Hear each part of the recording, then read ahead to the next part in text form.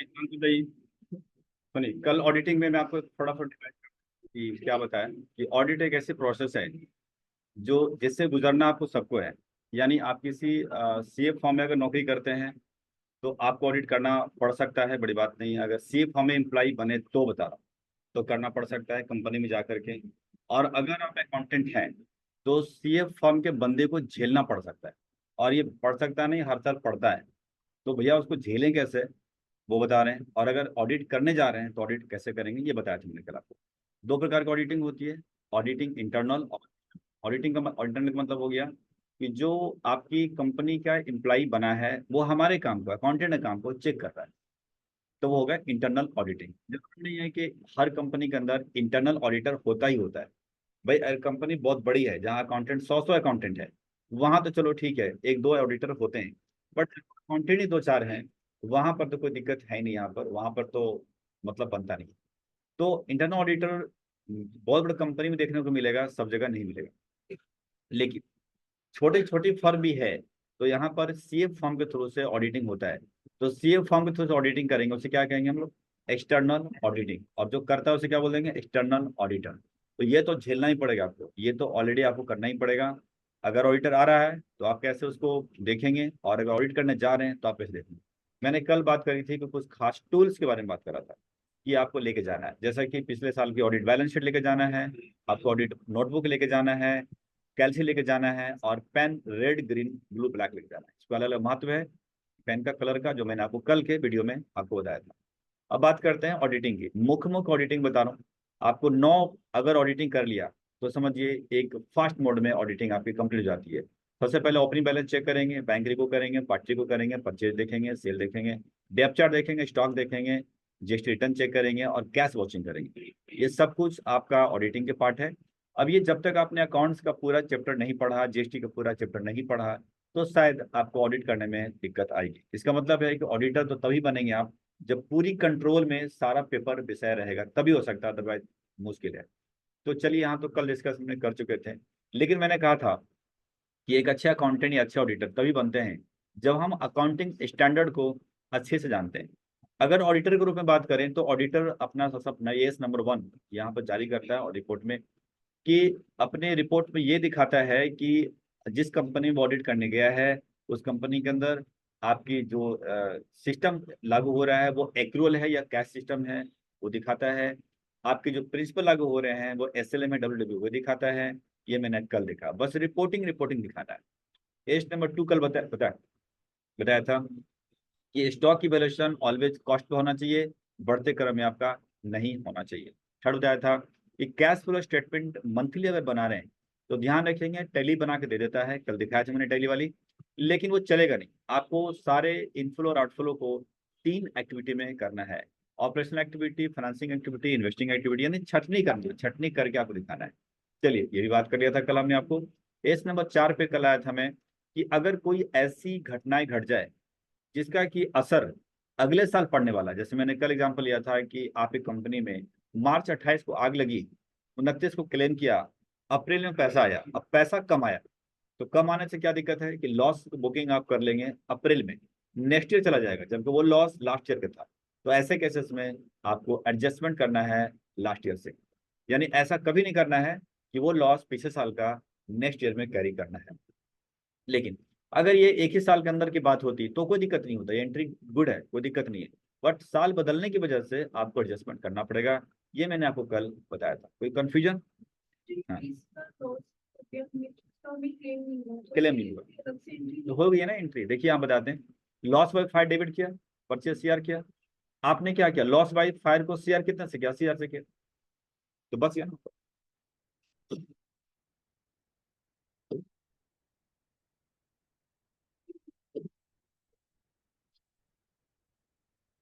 पिला दो आज, पिला तो रहे हो 6 महीने से, तो पिला ही रहे हो पानी। 2-4 महीना और हो गए तो पिलाओ।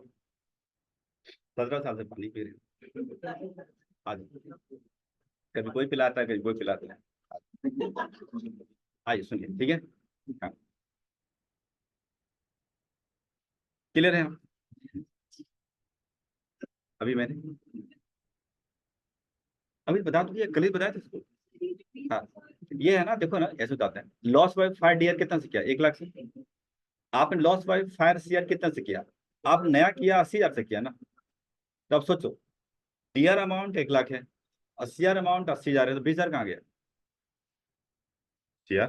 वो लॉस डेबिट रह गया ना, वो तो डेबिट रह गया मतलब लॉस रह गया। पहले क्या था कि हमने 1 लाख से सीआर किया था तो जीरो कर दिया था, बिल्कुल लॉस जीरो। लॉस वही रह गया ना, लॉस में रह गया ना। यही लॉस हम बाद में देखो को यहाँ पर कवर कर रहे थे, डीआर कर अगेन डीआर कर रहे थे, क्योंकि यहाँ पे जीरो करके अगेन खड़ा किया डीआर। लेकिन अब ऐसा नहीं करना। अब आपको केवल कन्वर्ट करना, अमाउंट को चेंज करना, 80 करना है। तो 80 करने से क्या होगा, ऊपर में रह गया आपका 20,000। समझ रहे हो? अगर ये बिटवीन द ईयर है, के बीच में, साल के बीच में, तो कोई टेंशन नहीं है, आप चलने दो जैसे था पहले वैसे। अभी लॉस दिखाओ बाद में लॉस दिखाओ, क्या फर्क पड़ता है, साल तो वही है ना। साल बदल गया ना, दिक्कत ये। तो ये नहीं चलेगा। अभी चलेगा 80 को यहाँ डालिए, 80 को यहाँ डालिए, नहीं आएगा difference. Balance sheet never differences, क्यों? बैलेंस शीट में डीआर सीआर बराबर डिफरेंस कभी नहीं आता है, और एंट्री डेबिट क्रेडिट बराबर होगी होता है। इसीलिए बैलेंस शीट कभी डिफरेंस नहीं होता है। एक ही चीज डिफरेंस होता है, अगर आपने ओपनिंग बैलेंस शुरू में डालने में अगर गड़बड़ किया तो, जो आपने शायद किया होगा सेशन 1 में, देखो किए तो आप बहुत बार मैंने किया। Otherwise balance sheet never differences. अब ये बैलेंस शीट अंतर नहीं है, इसका मतलब क्या, हमारा अकाउंटिंग सही है गलत। अकाउंटिंग सही है ये डिनोट नहीं करता है। मान लीजिए, एग्जांपल ले रहा हूँ, बात छेड़ा है तो बता देता हूँ, ये क्वेश्चन पूछते भी इंटरव्यू के अंदर, ध्यान रखिएगा। वो ये पूछते हैं कि आज के तारीख में कंप्यूटराइज अकाउंटिंग करते हैं, तब आपकी क्या बैलेंस शीट गड़बड़ चलती है? क्योंकि 11th 12th में एग्जामिनेशन में भी आप धोखा देते थे टीचर को, बैलेंस शीट मैच नहीं किया, बराबर कर दिया। ऊपर में जोड़ने में बराबर नहीं हो रहा, आपने बराबर कर दिया जबरदस्ती का। और रियल में क्या होता था, हम लोग भी ऐसा किया नॉर्मली, कि जब मैनुअली चेकिंग करते थे, ऑडिटिंग करते थे जा करके, तो देखते थे जिसकी खाता बही मैनुअली चल रहा है, वो क्या करते थे, बैलेंस शीट में अंतर आया तो वहां धोखा नहीं दे सकते, तो लिखते थे सस्पेंस अकाउंट। कभी लाइबिलिटी पे खड़ा कर दिया, कभी असेट में खड़ा कर दिया। वो सस्पेंस खड़ा है 2-3 लाख 4 लाख का, कहाँ से आ रहा क्या आ रहा भगवान जाने। ऐसे ही बैलेंस शीट हो गया फाइनल। लेकिन भैया आज डिफरेंसेस नहीं होगा, डिफरेंस होने का सवाल ही नहीं है। क्यों? क्योंकि बैलेंस शीट बनता है आपका अकाउंटिंग इक्वेशन पे, समीकरण बनता है। Always asset equal to liability, always, हमेशा बराबर होगा। किसी भी एंट्री को देख लीजिए, मान लीजिए आपने सैलरी ड्यू का एंट्री पास किया, तो मैं छेड़ रहा हूँ बातों को इसलिए बोल रहा हूँ। सैलरी आपने डेबिट किया कितने से, मान लीजिए 10,000 से, और नीचे किया आपने सैलरी पेबल किया, क्लियर किया, क्रेडिट किया कितने से, 10,000 से। ऑलवेज बराबर, मतलब कैसे? अगर बताइए टैली के अंदर यहाँ हम लिखें 10,000, यहाँ लिखें 1,000, क्या एंट्री एक्सेप्ट कर लेगा? नहीं करेगा। उसको तो 10,000 चाहिए भाई, 1 रुपया भी पॉइंट पैसा भी कम है तो कहेगा और डालो, कहीं मिस्टेक है, मिस्टेक है। इसका अर्थ है ऑलवेज टैली मांगता है डीआर से बराबर। अब देखिए क्या हुआ, ये जाएगा एक्सपेंस बढ़ेगा, एक्सपेंस पीएल का पार्ट है। पीएल कहाँ दिखता है बैलेंस शीट में? वो लॉस दिखेगा, सिंपल एक्सपेंस है तो लॉस दिखेगा, यहाँ लॉस दिख गया, देखिएगा। और लॉस कहाँ दिखता है, तो असेट साइड में दिखता है, कि मतलब असेट बढ़ा हुआ। मेरा समझ रहे हैं क्या कर रहा है? सैलरी एक्सपेंस है, एक्सपेंस अगर सिर्फ एक्सपेंस और कुछ भी नहीं है, मतलब पीएल लॉस है, लॉस है तो जाएगा असेट साइड में। असेट साइड में फिगर बढ़ता हुआ दिखेगा, दिखेगा। अब आई जरा, सैलरी पेबल क्या है, लायबिलिटी है, बढ़ता हुआ। अरे भाई तो लायबिलिटी बढ़ता हुआ तो देखो, लायबिलिटी यहाँ बढ़ गया, अब बराबर है ना दोनों, असेट भी उतना ही से बढ़ा और लायबिलिटी उतना ही बढ़ी। ऑलवेज इक्वल, कोई भी एंट्री सोच लीजिए, ऑलवेज बराबर, कभी डिफरेंस सवाल ही नहीं है। सिर्फ एक ही रीजन होता है डिफरेंस का, शुरुआत के ओपनिंग बैलेंस बढ़ाने में गड़बड़ कर दिया तो। कहीं डालना था 70,000 डालिए 7,000, तो ऊपर नीचे हो जाएगा, वो दिखा देगा। लेकिन लैंग्वेज देखिए लिखा रहता है डिफरेंस इन ओपनिंग बैलेंस, साफ लिख के दिखाता है। यानी लैंग्वेज पढ़ के भी समझ में आ जाएगा कि अरे यार ये तो ओपनिंग बैलेंस में अंतर, एंट्री में अंतर से कभी हो ही नहीं सकता है, क्योंकि एंट्री बराबर से ही होता है, इसीलिए अंतर नहीं होता। लेकिन इसका अर्थ यह नहीं है कि अकाउंटिंग सही है, बिल्कुल गलत। मान लीजिए इसी एंट्री को मुझे नहीं पता और मैंने एंट्री को कुछ ऐसा गलत कर दिया, इसको सीआर इसको डीआर कर दिया, क्या एंट्री एक्सेप्ट करेगी टैली अगर ऐसा एंट्री कर दे तो? हाँ या नहीं? कर लेगा, उसको क्या फर्क पड़ता, उसको नियम नहीं पाता भाई, वो डब्बा खाली बॉक्स है, खाली बक्सा है वो। हम दिमाग देते हैं, हम उसको बोलते हैं कि all expense are debited, debit कर दिया। हमने फिर all expense are credited, credit कर दिया। वो कहाँ होता होगा पता नहीं, तुम कह रहे हो तो सही कह रहे हो, यानी यूजर के ऊपर डिपेंड करता है। तो हमने ऐसा एंट्री पास कर दिया। एंट्री पास करने से क्या होगा, अब देखिए जरा यहाँ पर क्या होगा। सैलरी एक्सपेंसेस है, एक्सपेंसेस माइनस हो गया, बोले तो पीएल अब प्रॉफिट में आ गया। पीएल मतलब प्रॉफिट लिख देता हूँ यहाँ पर, प्रॉफिट आ गया, ठीक है प्रॉफिट। तो ये प्रॉफिट कहाँ दिखता है आपको, लाइबिलिटी में दिखती है, लाइबिलिटी दिखती है ना। तो लाइबिलिटी क्या हुआ, बढ़ गया ना यहाँ पे। अब देखिए यहाँ पर सैलरी पेबल डीआर है, तो जैसे क्या लाइबिलिटी यहाँ पर घट गई, तो लाइबिलिटी घट गई तो क्या हो, बराबर हो गया ना दोनों। वो 0/0 दिखाएगा, यानी असेट में कुछ दिखाएगा नहीं, लेकिन लाइबिलिटी प्लस माइनस का 0, यानी बराबर हो गया। असेट में कुछ था नहीं, लाइबिलिटी में था नहीं, था लेकिन आके 0 हो गया। तो ऑलवेज इक्वल होते हैं एसेट लाइबिलिटी, कभी डिफरेंस नहीं हो सकता। डन।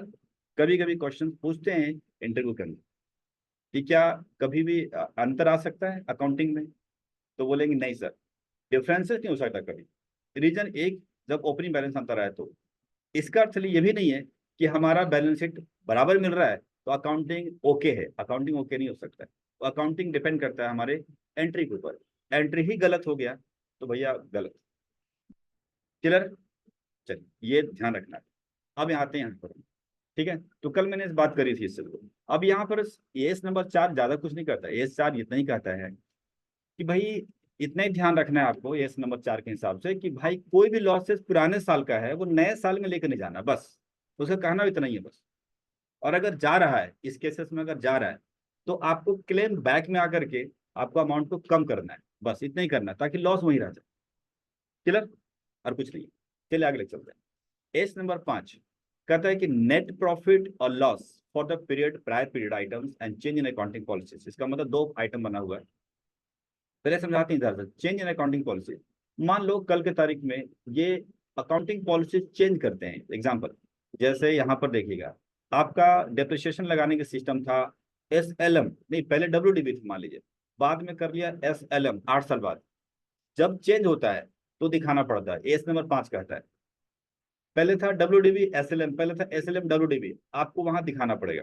ये ऑडिटर का रोल है, ऑडिटर को दिखाना है कि भाई पिछले 8 साल से चल रहा था फलाना, अब ये चेंज हो गया। ये तो हुआ नंबर सेकंड वाली बात, इसी कह रहे हैं। यह कह रहा है कि भाई अगर पिछले साल कोई ऐसा लॉस हो गया, प्रॉफिट हो गया, कोई एंट्री छूट गई, तो एंट्री छूट गई और रिटर्न चली गई, एंड ध्यान रखिएगा एंट्री रह गया, गलती हो गई और ITR चली गई, तो क्या करा जाए। टेली बोलेगा भैया हमें तो क्या तुम एंट्री ठीक कर ले, एंट्री ठीक तो कर लेंगे, मुसीबत क्या आ जाएगी, जो बैलेंस शीट फाइनल करके गई है ITO में, इनकम टैक्स ऑफिस में, वहां का जो आंकड़ा है और हमारे टेली के आंकड़े में अंतर आ जाएगा। इसलिए जो ऑडिटेड बैलेंस शीट होता है, ऑडिटेड ईयर का होता है डेटा, कभी छेड़ना नहीं चाहिए। हो गया तो हो गया, कोई बात नहीं। तो गलती रहने दे क्या, नहीं, उस गलती को इस साल एडजस्ट करना है। जैसे मान के चलिए कोई एग्जांपल ले रहा हूं कि इस एंट्री में, इस एंट्री को देख रहे हैं, ये रह गया, ये तो गलत एंट्री वैसे भी है, ये एंट्री करनी थी लेकिन रह गई, ये एंट्री रह गई। हाँ अब क्या करें, ऑडिट हो गया, सब हो गया, चला गया। ये मामला पिछले साल की थी, तो अब क्या करेंगे, अब 1/4/2024 इस साल की पहली तारीख में इस एंट्री को करना है, इस एंट्री को करना है। तो इस एंट्री को यहां से कर दीजिए, हालांकि अकाउंट से बताया था मैंने। एंट्री करने में एक ध्यान रखें कि जो बैलेंस शीट का पार्ट है उसको तो वैसे रखिए एज इट इज, और ऊपर के पार्ट को रखिए प्रॉफिट एंड लॉस अकाउंट। क्यों, क्योंकि भाई सैलरी का पार्ट वो पीएल में चला गया ना, लास्ट में साल के एंड में, तो मतलब सैलरी अब नाम कहाँ रहा, अब वो घुस गया है पीएल में, तो इसलिए पीएल का पार्ट को पीएल में डालिए और ऐसा एंट्री पास करें, और तब जाकर के 1/24 में एंट्री कर ली। इसका मतलब ये समझ में आ जाएगा लोगों को कि पिछले साल की कोई खर्चा बुक कर रहे हैं, खर्च बुक कर रहे हैं जो हमने छोड़ दिया होगा, और लाइबिलिटी बढ़ रही है। ठीक है, तो ये कहता है एस नंबर 5 कि कोई भी पीछे का डेटा अगर मिस्टेक हो गया, रह गया, छूट गया, कुछ भी हो गया, तो आप उसको पीछे में कुछ मत करो, ऑडिट होने के बाद कुछ मत करो, नए साल की डेट डाल करके आप उसको ठीक करेंगे। अब सोचिए इतनी बारीकी से एक जूनियर अकाउंटेंट ध्यान कभी नहीं दे पाएगा, लेकिन सीनियर अकाउंटेंट भी ध्यान नहीं दे पाएगा तो कंपनी ध्यान दे देगी उसको हटाने के लिए नौकरी पे। और ध्यान दिया, हटा दिया, देखो कितना बढ़िया, कोई तो ध्यान देगा ना। समझ आ रहा है? इसीलिए जब भी सीनियर बनना, ध्यान रखना, अकाउंटिंग स्टैंडर्ड को घोर घोर करके समझ के पीना, ऐसे मत पीना। मैंने आपको कलर कर दिया है जहां जहां पीली कलर, ये ऑडिटर के लिहाज से नहीं किया मैंने, ये अकाउंटेंट के लिहाज से किया। ऑडिटर के लिहाज से बात करें तो सभी महत्वपूर्ण है। अब कहिए एक ऑडिटर ने रिपोर्टिंग नहीं करी, एसएलएम और डब्ल्यूडीबी, फंसेगा वहां पर। एक ऑडिटर ने रिपोर्टिंग नहीं करा कि भैया वैल्यूएशन ऑफ इन्वेंट्री जो कॉस्ट में रिपोर्टिंग करनी होती है कि ये स्टॉक जो है कॉस्ट पे दिखाया गया है, रिपोर्ट ही नहीं करा, बेकार ऑडिटर है।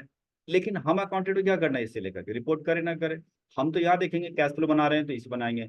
अगर हमारी कोई लॉस बुकिंग हो रही है नेक्स्ट ईयर में तो हम उसको बैक ले लेते हैं। ये मेरा काम है, अकाउंटेंट का काम है, तो उसके लिहाज से आपको सिखाएगा। क्लियर? तो जहां कलर पीली पीली है, मतलब समझिए आपकी अच्छी सैलरी के लिए मैं बता रहा हूँ। अगर ये नहीं करा तो सपना छोड़ दो, फिर तो पहला दूसरा सैलरी है ही, सबको लगी रही जॉब, कहाँ लगनी। आगे चले, बीच में डायलॉग मिलता रहेगा। बढ़े आगे, चलिए। तो थोड़ा ध्यान रखिए, कहने का मतलब ये है कि जहाँ पीली पीली कलर है उसका टेस्ट होगा, मतलब डायरेक्टली बोलता तो अच्छा ही लगता, हमने घुमा के बोला, ठीक है। तो उसके ध्यान से पढ़ते रहिएगा, मैं भी आज साथ खत्म हो जाए, कल ही टेस्ट हो जाए। आप पानी पी लो, कोई दिक्कत आ रही तो, क्योंकि भाई टारगेट हमें परसों का ज्यादा बड़ा चैप्टर नहीं है, क्लासेस शुरू करनी ही नहीं। तो शुक्रवार को टारगेट है, नहीं होगा तो फिर मंडे कर लेंगे, लेकिन फ्राइडे को टारगेट है, कुछ है नहीं इसमें, हो जाएगा मेरे साथ। एस नंबर 7, ज्यादा नहीं पढ़ना, जो कलर पीली पीली है बस वही करना है, और कुछ नहीं। मतलब पीली कलर ये मतलब नहीं समझ समझा कि सर कलर तो आपने यही किया था, हमने 5 पढ़ लिया, आपने कलर 4 पे किया था, 4 पढ़ लिया, पूछो। मतलब पूरी पॉइंट पढ़ रही है ना? आप कहेंगे तो पूरा ही पीला कर देते हैं, समझा ना? हाँ, ध्यान रखिए। आइए 7 नंबर पॉइंट पे आते हैं, बात करते हैं। एस नंबर 7 इंपॉर्टेंट, ज्यादा नहीं है, टेंशन फ्री।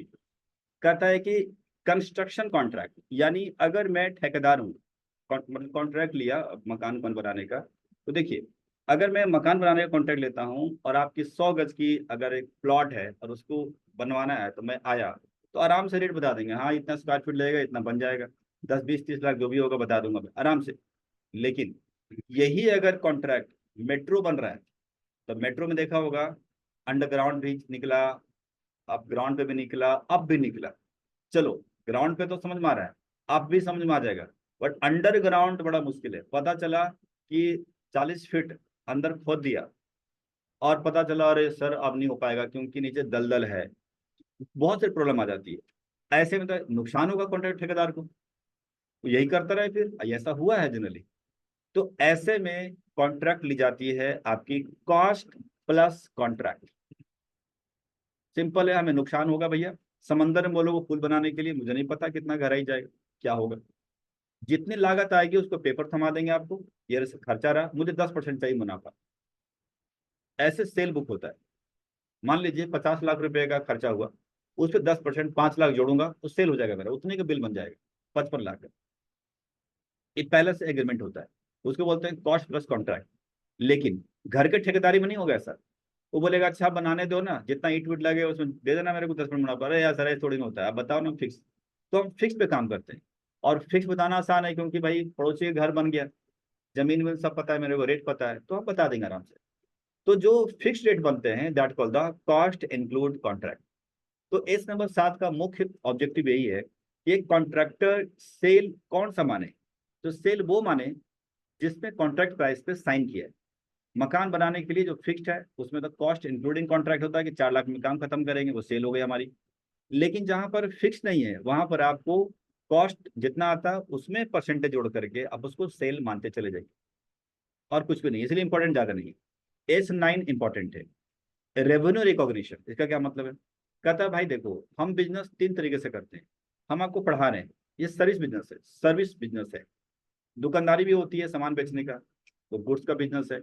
और एक पैसा ब्याज पे लगाते हैं, वो भी एक बिजनेस है।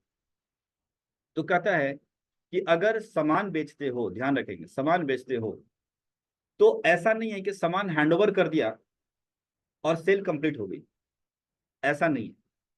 या सामान देखने आ गया तो सेल कंप्लीट हो गई, नहीं। सामान बेचने में जब बिल बन जाए, इनवाइस कट जाए, तो सेल कंप्लीट मानी जाती है। चाहे सामान डिलीवर करो या ना करो। एग्जाम्पल, आपको कोई कंप्यूटर या लैपटॉप मॉडल पसंद आया, आप निरुप्लेस गए ढूंढने के लिए। आप एक दुकान में पता किया, रेट बताया मान लीजिए 40,000 रुपये का। ठीक है जी, डन। आगे बढ़ा, सोचा कि चले एक और पता कर लेते हैं, वहां बताया 40,200 रुपया। ऐसा होता है निरुप्लेस में। आप आगे गए, अरे यह तो महंगा बेच रहा है, लूट रहा है। फिर आगे बढ़ गए, वहां बोला 40,400 रुपये, अरे यार बेवकूफ बना रहा है। आगे गए 40,500 रुपये, आपको क्या हो रहा है यार। हो कुछ नहीं रहा था। नेहरू प्लेस के मार्केट 100, 500, 200 रुपये बढ़ते रहते हैं, घटते रहते हैं, स्टॉक पे डिपेंड करता है। तो आपने पुनः क्या किया, उसी दुकान में आए जहां पूछा था 40,000। वो पूछा, भाई साहब पूछ के गए थे फलाना मॉडल का, निकाल दो, आपने बोला था 40,000। 40,000 अभी 40,800 चल रहा है। बोला भाई अभी तो पूछ के गए 2 मिनट पहले, का लिया क्यों नहीं। सोचो इसका मतलब क्या हुआ, वो देना क्यों नहीं चाह रहा है, क्योंकि आपने इनवाइस नहीं बनवाया था। आपने जल्दी जल्दी क्या किया, इनवाइस बनवा लिया, पता चला कि पता बढ़ जाए तो 40,800 में आपने इनवाइस बनवा लिया। डन। अब लैपटॉप निकाला, छोड़ दी लैपटॉप वहीं पर, सोचा कि चल हम भी घूमते। अब घूमने चले गए, मतलब पता करने के लिए। तो वापस आने पे दो ही बातें हो सकती है, या तो 40,800 से रेट ज्यादा हो गया होगा। अगर ज्यादा हो गया तो क्या आपसे मांगा अगेन अगेन। स्टॉक उसके पास पड़ा है, माल उसके पास पड़ा है, लेकिन आपको दे देगा, क्यों, बिल कट गया। और अगर भाव गिर गया तो क्या वापस आप मांग सकते हो या देगा, नहीं, क्योंकि बिल कट गया। इसका मतलब है कि यदि हमारा इनवाइस कट जाता है तो रिस्क और रिवार्ड बायर को ट्रांसफर हो जाता है। मतलब फायदा हुआ तो बायर को, नुकसान हुआ तो बायर को। इनवाइस में इतनी ताकत है, जबकि सामान उसी के पास पड़ा हुआ है। तो ना तो ज्यादा हमसे मांग सकता है, और ना ही ज्यादा, और ना ही हम उससे पैसा ले सकते हैं। हम बॉन्डिंग में आ गए इनवाइस के तरफ, पहले बॉन्डिंग में नहीं थे। बिल नहीं कटा, कोई बात नहीं, वो भी फ्री था, हम भी फ्री थे, है ना। तो गुड्स में यही होता है भाई, गुड्स डिलीवरी पे निर्भर नहीं करता है, इनवाइस के ऊपर फर्क पड़ता है कि सेल कब माना जाए। Second, service completed. सर्विस में जब तक आप जो जिस सर्विस के लिए आप आए हो वो सर्विस कंप्लीट नहीं होगा, तब तक सेल नहीं माना जाएगा। एग्जाम्पल, घर में आपके एसी बनाने के लिए आया, 6,000 रुपये का बजट बनाया। उसने बोला भाई साहब 2,500 दे दो, कुछ सामान लाना है। 2,500 रुपये आपने दे दिया, होता है जनरली, दे देते हैं हम। दे दिया मैंने। बाकी बैलेंस बनने के बाद लगा रहा 2 घंटा लगा, फिर बाद में कहता है अब नहीं बनेगा, मैं जा रहा हूँ, बाय बाय। आप क्या करो, गेट बंद करोगे और दोगे, पहले 2,500 निकाल और लगा जैसे था वैसे करोगे ना। क्योंकि सर्विस है भैया, यहाँ तो कंप्लीट करके दिखाओ, चला के दिखाओ, ठंडा ठंडा कूल कूल, तब जाके समझ में आएगा कि हाँ तुम्हारा सर्विस कंप्लीट है, नहीं तो बनाते रह बैठ के, है ना। तो सर्विस में पैसा एडवांस दे दिया, फर्क नहीं पड़ता है।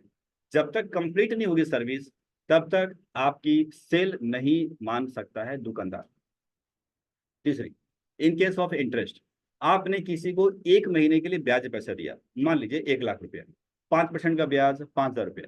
अब आप, टाइमिंग आ रहा है 30 सितंबर, मान लीजिए सितंबर 30 आने वाला है। आप बड़ा खुश हो रहे हैं, मुझे 5,000 मिलेगा, 5,000। 29 तारीख को देखा बंदा दिख रहा है, हाँ कैसे हो। 30 तारीख को दिख ही नहीं रहा है। आप 30 तारीख को शाम को गए, सोचा कि 30 तारीख को शाम को गए, वो कहा कि यार 12 बजे रात तक भी हमारा ब्याज चलेगा ना भाई, तो 1 बजे रात में वो गायब हो गया। कल सुबह सुबह तड़के पहुंच गया, मैं 1 तारीख को, है ही नहीं, गेट बंद हो गया। तो क्या हमारा सेल खत्म, बंदा नहीं मिला तो गएगा नहीं। हमारे यहाँ टाइम काउंटिंग है, हमने उसको पैसे ब्याज पे दिए, हमारा समय काउंटिंग है, समय पूरा एंट्री पास कर देंगे, सेल हमारी कंप्लीट है। अब नहीं देगा तो नहीं देगा, उसका उपाय अलग है, हम कोर्ट में जाएंगे, मारेंगे, क्या करेंगे, बट हमारी सेल कंप्लीट है। क्योंकि यहाँ सेल समय पर निर्भर कर रहा है। समय इसलिए नहीं हो रहा है कि वो इंटेंशन पे निर्भर कर रहा है, समझ में आ रहा है। तो 3 बिजनेस मार्केट में होते हैं। गुड्स के मामले में क्या होता है, बिल कटना, सेल कंप्लीट। सर्विस के मामले में service complete then sale complete. और ब्याज में समय कंप्लीट तो सेल कंप्लीट। बस यही 3 काम हो रहे हैं पूरी दुनिया में, इसके अलावा कोई काम नहीं होता। किडनैपिंग जैसे होता है, सर्विस कंप्लीट, वो भी तो काम है। सही, ठीक है। हाँ, जिसको किडनैप किया लड़का नहीं मिला, वो तो गुड्स बोलते हैं ना, माल आ गया, मतलब समझिए बोरी में पैक, बंद है। तो उनका तो ये होता है, ये पता नहीं चलता है कि रियल किडनैपर कौन था, शुरुआत कहाँ से चला था बच्चा, डिलीवर हो रहा है, डिलीवर हो रहा है। हाँ, मिला किसी और को। ये बहुत बड़ी चैन है, और सही में मजाक नहीं, बहुत बड़ा चेन होता है। कहाँ से उठता है कहाँ जाता है कुछ पता ही नहीं है। ठीक है। चलिए तो 1 2 3 क्लियर है।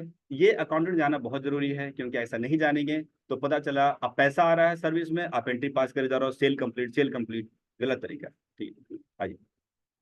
एक क्वेश्चन यहाँ पर किसी ने पूछा था, मैंने बताया था कि सर मान लो कि मेरा ब्याज पे पैसा दिया किसी को, ठीक है, वो भाग गया, नहीं मिल रहा है 1 तारीख को 2 तारीख को, तो एंट्री में क्या पास करेंगे? तो आपको 30 तारीख में एंट्री पास करनी है, मतलब जब मंथ एंड हो रहा था, तो आपको क्या करना है?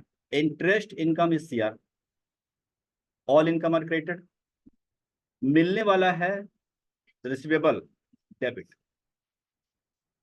असेट बढ़ गया, all income are credit and assets are debited, क्योंकि मिलने वाला है।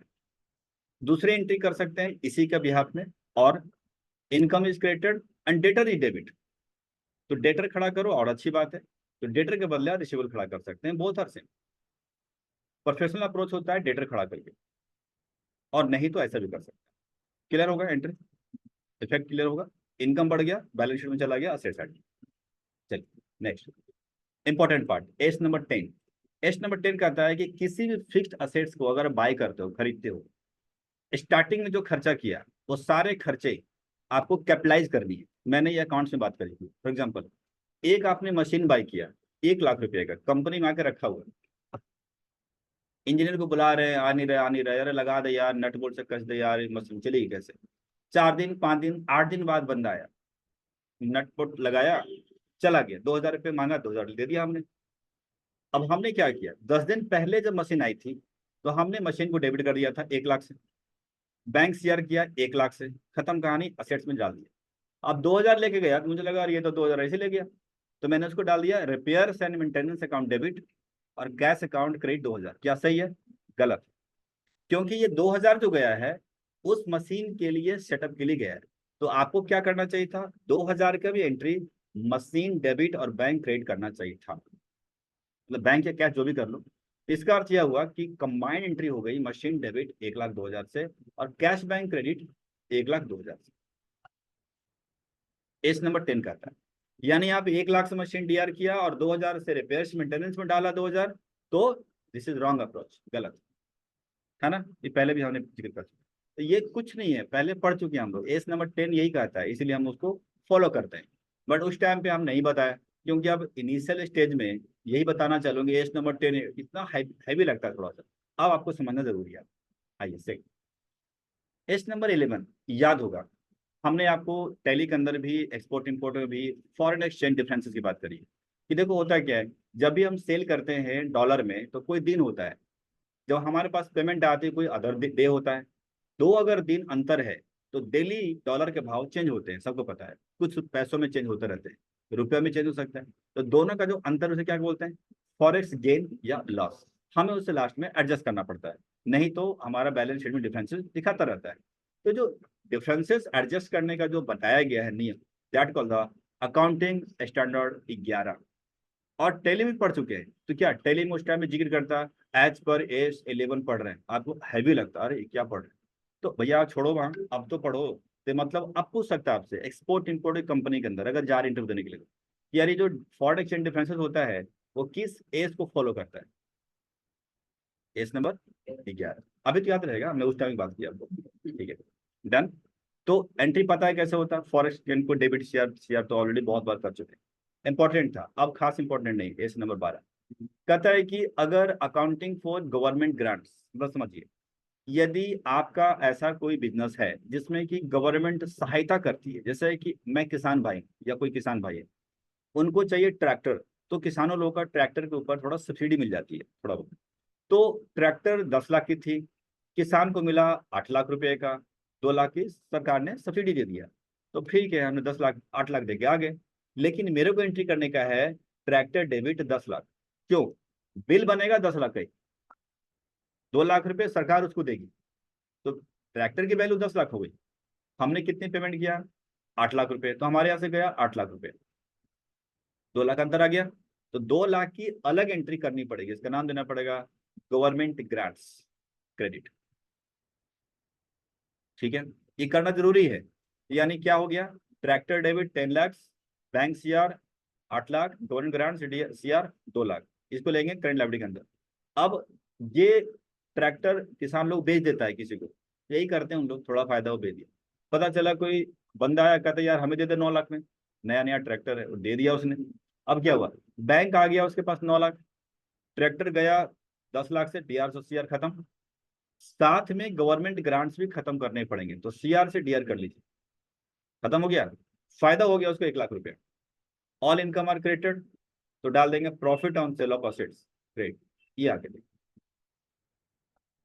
तो यानी एंट्री क्या बन गई, अगर कोई सब्सिडी वाली एंट्री कर रहे हो तो सब्सिडी को भी लेकर के क्रेडिट करना पड़ेगा, और अगर बेचोगे तो सब्सिडी को खत्म करना है, प्रॉफिट लॉस को बुक करना है। कहने का मतलब ये है ये ना, हाँ, क्योंकि देखो सीआर हो रहा है, सीआर दो ही चीज होती है, इनकम या लायबिलिटी। ठीक है, तो इनकम हो नहीं सकता है, इनकम होगा तो टैक्स भरना पड़ेगा, तो काहे की बचत, मतलब एक तरफ सरकार ने हमें सब्सिडी दिया, ऊपर से टैक्स ले लिया, इसीलिए एनी हाउ से बैलेंस शीट गुजारी, लाइक अ प्रोविजन, फिर बाद में खत्म हो जाएगा, जब सेट संपत्ति जाएगी तो खत्म हो रहा है बात। ठीक है, नेक्स्ट पॉइंट, एस नंबर 13, कहता अकाउंटिंग फॉर इन्वेस्टमेंट। अगर कंपनी ने जहां भी इन्वेस्ट किया है, प्राइवेट कंपनी में किया है, किसी और को दिया है, कहीं भी किया है, उसे आपको डालना पड़ेगा, मतलब दिखाना है, और कुछ नहीं है, फिर खास नहीं है। एम्प्लॉय बेनिफिट, आप पढ़ रहे हैं पीएफ, पढ़ रहे हैं ईएसआई, पढ़ेंगे ग्रेचुटी, पढ़ेंगे बोनस, कहता है सबके भैया रूल वाइज एंट्री करो, वो करो, तो पढ़ ही रहे।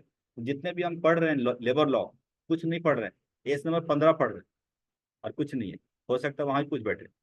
चलिए, ये भी इंपॉर्टेंट नहीं था, आगे बात करते हैं, अब इंपॉर्टेंट अकाउंटिंग के पार्ट से। एस नंबर 16, इसको बोलते हैं बोरोइंग कॉस्ट।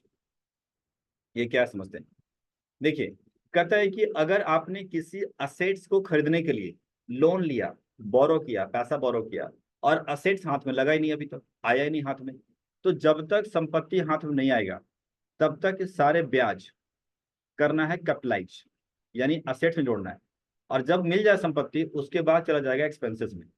समझते हैं बात को। हुआ क्या है कि 1 मार्च को हमने एक मशीन बाई करने के लिए ऑर्डर दिया केपी को, केपी एक वेंडर है, लेकिन मेरे पास पैसा नहीं था, तो हमने लोन ले लिया है बैंक से, एसबीआई से। लोन लेने पे क्या होता है, मशीन की डालनी पड़ती है कोटेशन, मतलब पहले आपको वेंडर को फोन घुमाइए, बोलिए सर मेरे को कोटेशन बनाने का है 5 लाख रुपए इस मशीन का, वो कोटेशन बना के देगा, कोटेशन बैंक को देना पड़ता है, कोटेशन बैंक के पास आ गया और बैंक ने चेक बना दिया, 5 लाख का लोन खड़ा कर दिया, चेक लग, जो 5 लाख का चेक बनाएगा ना, वो कंपनी के नाम से नहीं बनाएगा, वो बनाएगा वेंडर के नाम से, जानबूझकर। क्यों, अगर उसने कोटेशन दिया आपने और चेक बना दिया मेरे नाम पर, कंपनी के नाम पर, तो क्या होगा, मैं तो उसको यूज कर लूंगा, मिस यूज कर लूंगा, हमको कहीं और भी इस्तेमाल कर सकते हैं, तो ये गलत। बैंक क्या करती है, सिंपल पैसा दे पे कर दिए सीधा वेंडर को, लोन चढ़ाएगी मेरे ऊपर, लेकिन चेक बनेगा उसके ऊपर। जैसा आप मकान लेते हैं और लोन पे लेते हैं, तो लोन अप्लाई करते हैं तो चेक बनेगा सीधा बिल्डर के ऊपर, आपको चेक नहीं मिलेगा, आपको हाथ में दिया भी तो उस पर नाम लिखा है बिल्डर का, सेलर का, तो उसको मिलेगा चेक सीधा, जानबूझकर, ताकि धोखाधड़ी ना करे बीच में। तो समझिए, लोन मेरे ऊपर चढ़ गया, यानी कंपनी के बुक्स में एंट्री हो रही है, एबीसी के बुक्स में एंट्री हो रही है, तो एबीसी का लोन चढ़ गया, हमारे लोन लायबिलिटी है, हमने खड़ा कर दिया लोन फ्रॉम एसबीआई क्रेडिट, लेकिन चेक मिला किसको भैया, हमारे वेंडर को, रिसीवर इज डेप्टेड, तो रिसीवर कौन हुआ, KP limited, KP limited DR और लोन क्रेडिट, क्लियर है।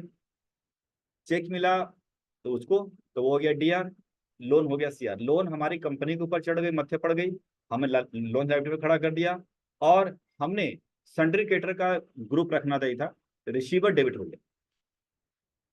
अब क्या हुआ, उसने मशीन बनाना चालू किया, बनाया बनाया बनाया, बीच में ब्याज चल रहा था, तो ब्याज की एंट्री क्या करेंगे, सारे ब्याज तो वो क्या करो, डीआर करते रहो, और लोन और खड़ा करते रहो यहाँ पर, क्योंकि लोन तो बढ़ रहा है ना, 5 लाख तो ओरिजिनल लोन था, लेकिन जो ब्याज पे करेंगे वो भी तो लोन का पार्ट है ना, उसको भी तो पे करेंगे, तो लोन ब्याज से और बढ़ गया, और अब ब्याज हमारा चला गया इंटरेस्ट ऑन लोन के डेबिट करेंगे, लेकिन उसको रखना असेट्स में, ध्यान रखेंगे।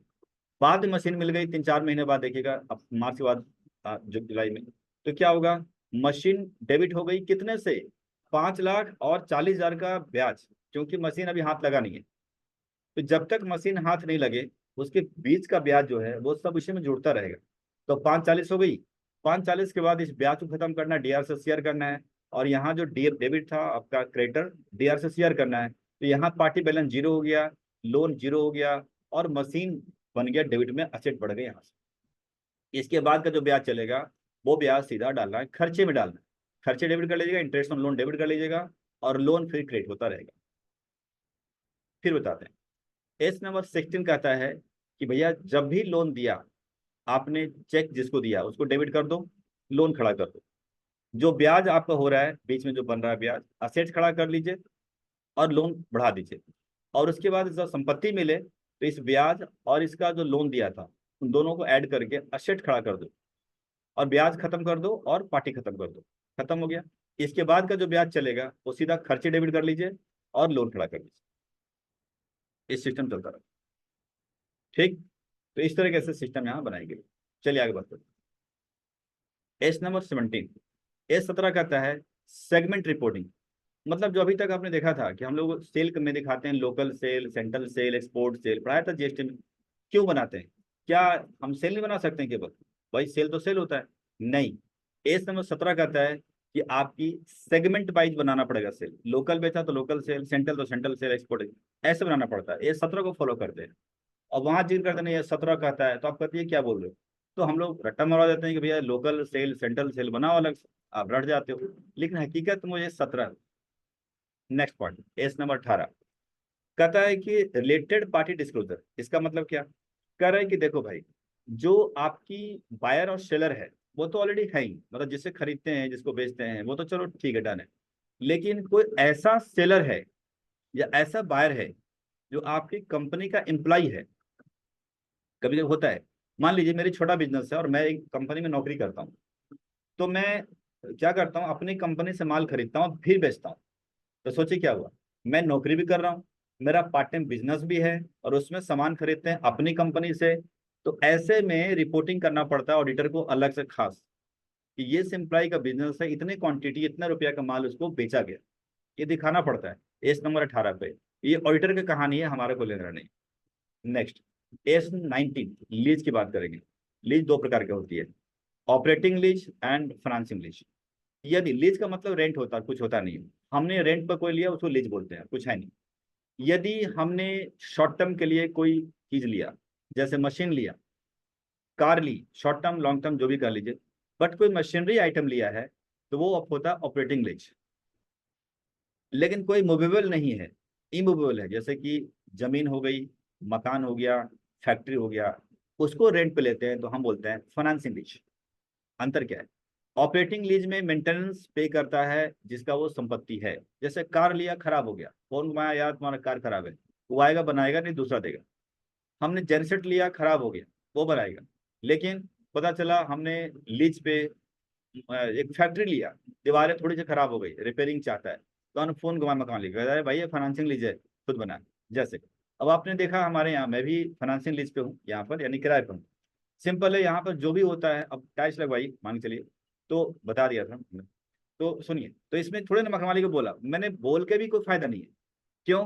कर रहा है तो हीरा लगाया चाहे मोती लगा, लगाए नहीं, टाइल्स लगवाई, ठीक है। तो सोचिए क्या होगा, हमें उसको कोई फर्क नहीं पड़ रहा है। कह रहा है तोड़ ले फोड़ ले, हमें क्या दिक्कत है, तू दीवार में, दीवारें हैं तोड़ दे, नीचे देखो शोरूम है, तो तोड़ दिया है, उसके हिसाब से तोड़ दिया। कहता जाते इसमें पूछूंगा मैं, जोड़ के जाना। इसलिए सिक्योरिटी अमाउंट रखता है वो। समझ रहे बात को? हमने तोड़ा नहीं। अब मान के चलिए अंदर अंदर ही कुछ उथल पुथल कर रहे हैं, कर ले जो मर्जी कर ले। तो इसका मतलब है कि अंदर में repairing, white washing, painting, denting जो कराना कराओ, तुम्हारी इच्छा है। यानी सारा मेंटेनेंस हेडक हमारी है। लेकिन यही अगर मैं कोई किराए पे लेता मशीनरी और ऐसा कुछ होता, तो फिर उसको बोल देते कि भाई खराब हो गया बना, वो बनाता सिंपल। तो ऑपरेटिंग लीज में टेंशन उसकी है बनाने का, फाइनेंसिंग लीज में टेंशन अपने को है, जो रेंट पे लेता उसका है बनाने का। इसमें खास अंतर कुछ भी नहीं, यही। 20 लेते हैं, एस नंबर 20 कहता है कि ईपीएस, अर्निंग पर शेयर। देखो, जब भी आप लिमिटेड कंपनी का हम